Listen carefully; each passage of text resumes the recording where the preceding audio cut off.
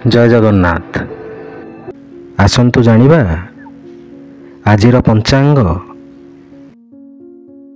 ଆଜି ହେଉଛି ଇଂରାଜୀ ମାସ ଡିସେମ୍ବର 8 ତାରିଖ 2024 ମସିହା ରବିବାର।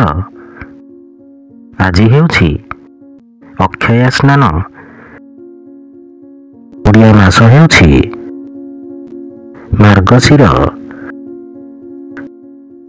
ପକ୍ଷ ହେଉଛି ଶୁକ୍ଳପକ୍ଷ।